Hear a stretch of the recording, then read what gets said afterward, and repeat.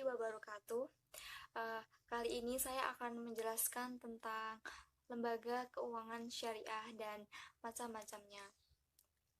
Nah, sebelum ke macam lembaga keuangan syariah, kita ke pengertian dahulu. Pengertian dari lembaga keuangan syariah menurut Dewan Syariah Nasional, yaitu lembaga keuangan yang mengeluarkan produk keuangan syariah dan yang mendapat izin operasional sebagai lembaga keuangan syariah. Dari definisi tersebut bisa diartikan bahwa lembaga keuangan syariah mempunyai dua unsur.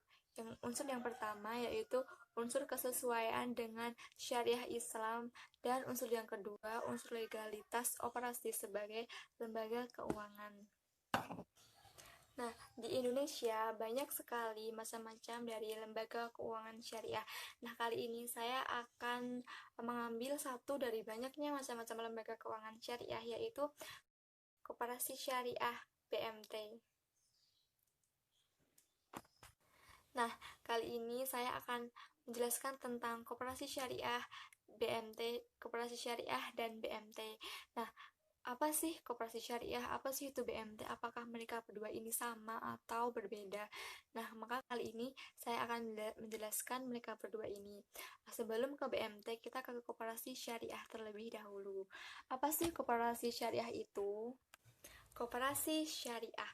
Koperasi syariah adalah badan usaha yang beranggotakan orang-orang atau badan hukum koperasi dengan melandaskan kegiatannya berdasarkan prinsip syariah sekaligus sebagai gerakan ekonomi rakyat yang berdasarkan asas kekeluargaan.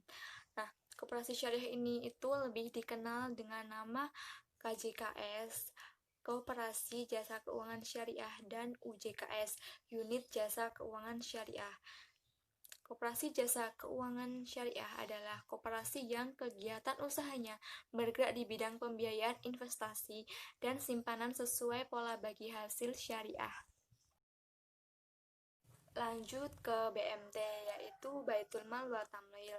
Pengertian dari Baitul Mal wa Tamwil. Baitul Mal sendiri yaitu rumah dana yang fungsinya sebagai pengumpulan dana dan mentasyarufkan untuk kepentingan sosial. Terus Baitul Tanwil yang artinya rumah usaha, lembaga bisnis yang bermotif keuntungan atau laba. Jadi, BMT adalah lembaga yang bergerak di bidang sosial sekaligus bisnis yang mencari keuntungan. Nah, di Indonesia itu, koperasi syariah sering disebut dengan Baitul Mal wa Tamwil atau BMT karena dalam realitanya koperasi syariah banyak yang berasal dari konversi BMT. Namun, sebenarnya ada perbedaan antara koperasi syariah dengan BMT ini, yaitu terletak pada lembaganya. Jika koperasi syariah itu mempunyai satu lembaga, yaitu lembaga keuangan, sedangkan BMT itu mempunyai dua lembaga. Yang pertama, lembaga keuangan, dan yang kedua, lembaga zakat. Landasan hukum dari koperasi syariah dan maupun BMT. Yang pertama, landasan normatif, yaitu Al-Quran dan As-Sunnah. Al-Quran terdapat dalam Quran Surat As-Sod ayat 24 dan hadis riwayat Abu Dawud, An-Nasai, dan Al-Hakim. Landasan operasionalnya yaitu mengacu pada PP nomor 9 tahun 1995 tentang pelaksanaan kegiatan usaha simpan pinjam dan koperasi, serta Kepmen Koperasi dan UKM nomor 91 /KM-KUKM-9/2004 tentang petunjuk pelaksanaan KJKS. Alur operasional. Setelah tadi membahas tentang pengertian, landasan, dan yang terakhir saya akan menjelaskan tentang alur operasional. Di sini, operasional BMT memiliki 4 prinsip perbankan syariah, yaitu yang pertama prinsip bagi hasil, yang kedua prinsip jual beli dengan margin keuntungan, dan yang ketiga prinsip sewa, dan yang terakhir prinsip non-profit. Nah, saya akan menjelaskan satu persatu dari prinsip-prinsip tersebut.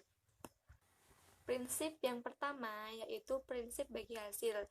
Prinsip bagi hasil ini berdasarkan akad antara lain. Yang pertama akad mudharabah dan yang kedua akad musyarakah. Dalam prinsip bagi hasil, nah itu kan menggunakan akad mudharabah dan musyarakah. Terus pada waktu pelaksanaannya, pada waktu penyaluran dananya dengan menggunakan akad tersebut, maka nasabah menjadi pemilik modal yang memberikan modalnya kepada BMT. Nah, BMT di sini sebagai pengelola modal atau mudhorib. Setelah tadi penghimpunan dana, sekarang ada penyaluran dana.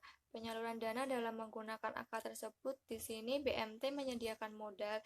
BMT sebagai pemilik modal atau sohibul mal dan memberikan modalnya tersebut kepada nasabah sebagai pengelola modal atau mudharib. Dan bagi hasilnya nanti bisa dibicarakan sesuai kesepakatan antara nasabah dengan BMT-nya sendiri. Prinsip yang kedua yaitu prinsip jual beli dengan margin keuntungan markup. Prinsip jual beli berdasarkan dengan margin keuntungan atau markup berdasarkan akad antara lain yang pertama akad murabahah, yang kedua akad istisna, dan yang ketiga akad salam. Yang pertama, prinsip jual beli dengan menggunakan akad murabahah. Murabahah sendiri itu artinya jual beli. Akad murabahah digunakan untuk memfasilitasi anggota BMT dalam memenuhi kebutuhan hidup seperti membeli rumah, kendaraan, dan barang-barang elektronik, barang dagangan, dan lain-lain. Nah, akad murabahah di sini itu terjadi antara BMT dengan nasabah, yang mana nasabah ingin membeli barang lewat BMT. Nah, prosesnya yaitu pertama, antara BMT dengan nasabah melakukan negosiasi dan persyaratan.